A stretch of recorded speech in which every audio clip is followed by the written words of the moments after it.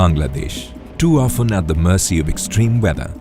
Densely populated and low-lying, it's one of the 10 countries most vulnerable to the impacts of a changing global climate. So how can millions of Bangladeshis protect their families and their incomes?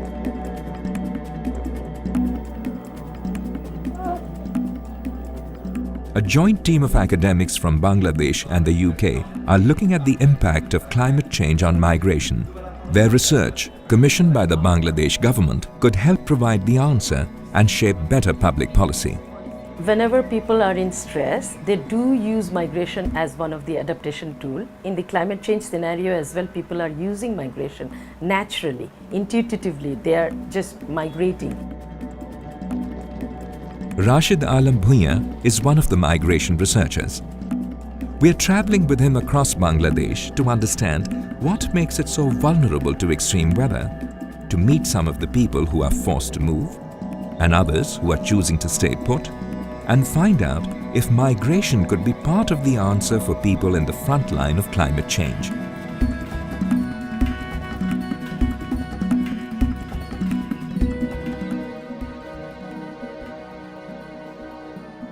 We are heading to the south of Bangladesh, into the deltas of South Asia's great rivers, the Ganga, Brahmaputra and Meghna, a region that is highly prone to flooding.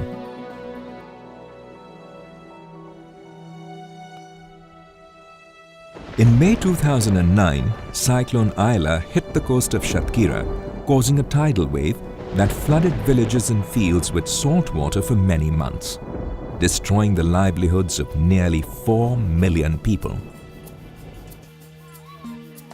The Munda tribal community living on the island of Gobura faced the worst onslaught. Muhammad Didarul Islam, their leader, wants the policy makers to hear their plight. আসলে ওই কথা তো বলতে গেলে আমাদের তো ওই থেকে একদম হতাশা। আমাদের এই দ্বীপ ইউনিয়ন যদি আবার এরকম ধরনের জলোচ্ছ্বাস হয়, পানি বৃদ্ধি হয়, আমাদের নিশ্চিত মৃত্যু ছাড়া আর বিকল্প কোনো পথ আমাদের ভিতরে নেই। আর যদি বেশি গেলাম তো সেক্ষেত্রে জীবন জীবিকার জন্য এই নিয়ে তো বাইরে ছুটতে হবে, আয় ইনকামের জন্য, বাচ্চা কাচ্চা পোষার জন্য, মা বোন পোষার জন্য, তাদের লেখাপড়া, তাদের বাসস্থান এসবগুলো করার জন্য তো করতেই হবে। Cyclone Aila left 190 dead, but the loss of life could have been far, far higher. A cyclone in 1991 killed 190,000 people. For the past 20 years, Bangladesh has made huge progress to protect lives with measures like cyclone shelters and 700 kilometers of sea defenses. But protecting people's income remains a challenge, and whether to stay or to go is a dilemma faced by families all along the Shatkhira coast. Ayub Ali is the sole breadwinner for his family of 6. He fishes in the Sundarbans, a source of survival for most families here.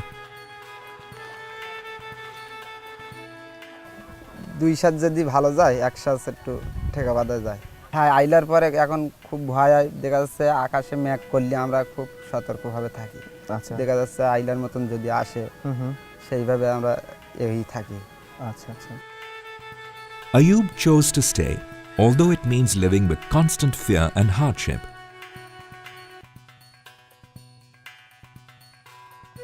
His brother Abdul chose to leave.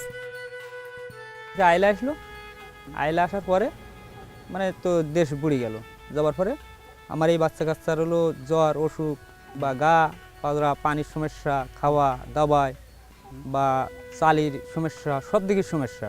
এই জীবনটা হলো বিশাল কষ্টের জীবন। Abdul and his wife Rumi Noor left the coastal region of Shatkhira with their 4 daughters and headed inland to Khulna, 70 kilometers away. এই কারণে আমি ওখান থেকে চলে আসি, এসে এই খুলনায় টুকটাক এখন ব্যান চালাই। For the Noor family, moving away proved to be a good decision. বা আমার বাচ্চা কাচ্চাটাও একটু শিক্ষিত হবে, লেখাপড়া শিখবে, আর ওখানে থাকলে আমার বাচ্চা কাচ্চা তো লেখাপড়া শিখবে না। এই কারণে আমি এখানে চলে আসি।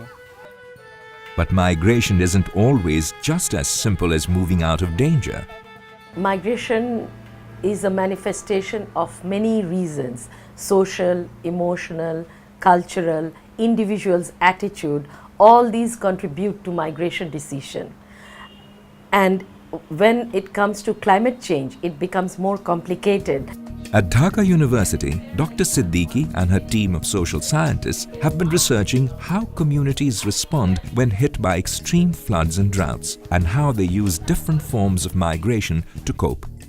People on their own has chosen that a section of them would migrate and send certain remittances to these families and then try to sustain with the economic hardship. The research team has been following one community which typifies this type of migration.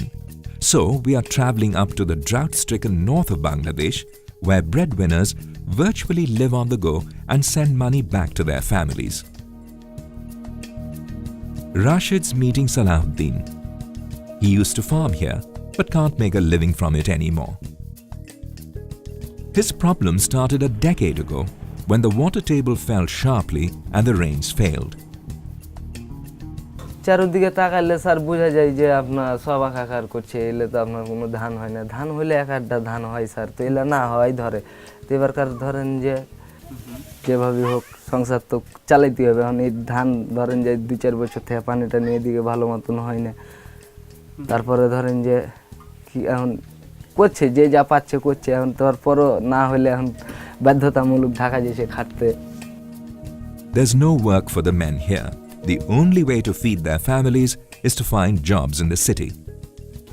ঢাকায় যে ধরেন 8 দিন থাকে, 10 দিনও থাকে, 15 দিনও থাকে, হয়তো 1 মাসও থাকে। ওটালে সমস্যা হয় না। টাকা পাঠায়, ছেলে পিলেলে খায়, জীবন চলে যায়, সংসার এভাবে চলে। কি মনে হয় সংসার চলে না? সংসার না চললে তো ছেলে পিলেলে না খেয়ে থাকা যাবে না, যেহেতু কাজকর্ম করতে হবে, ছেলে পিলেকে খাবার দিতে হবে। ওই জন্য পাঠাই যে ঢাকা চলে যাও, দেশে থেকে কি লাভ, কাজ নাই কর্ম নাই, ঢাকা চলে যাও। The research team follows Salahuddin back to Dhaka to see his unending journey. In Dhaka, Salahuddin lives in the hub for migrants in Norda, close to the popular diplomatic enclave of Gulshan.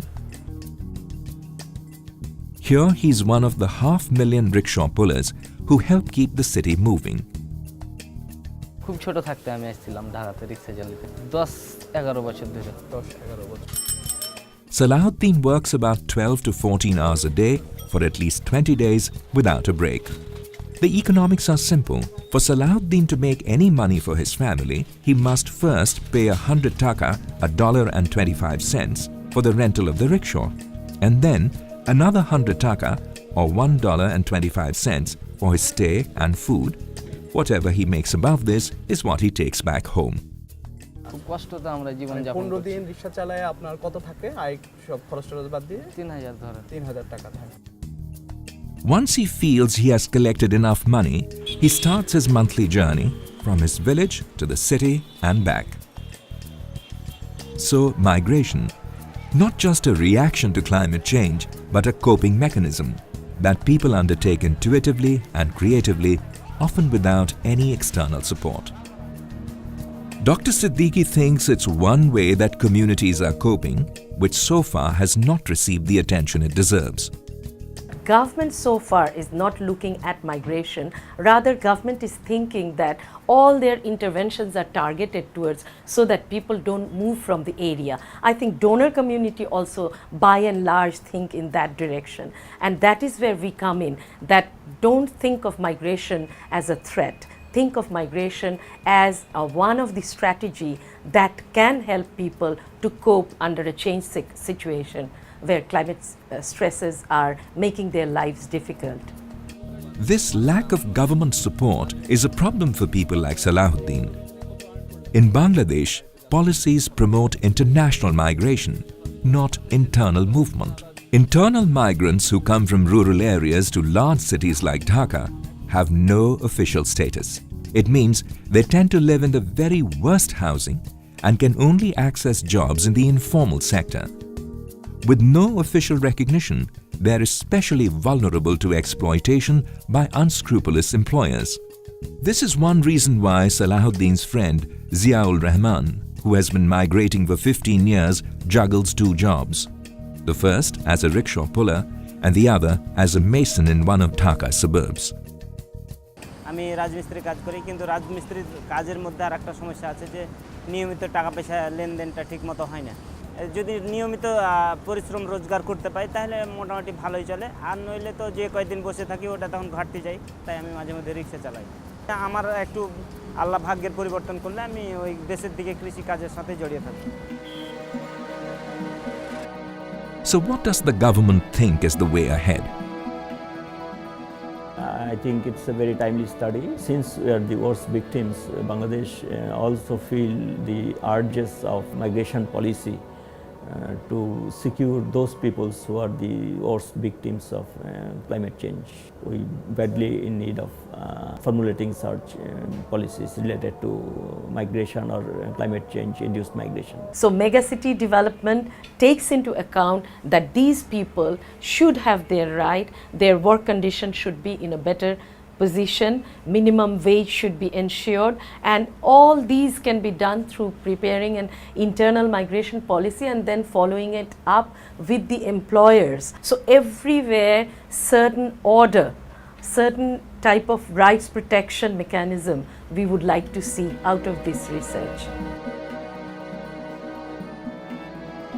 Bangladesh has made great progress in protecting people's lives from floods, droughts and cyclones.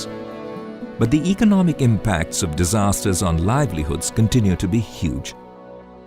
Helping climate migrants to help themselves with social policies to protect their rights could be an important part of the answer.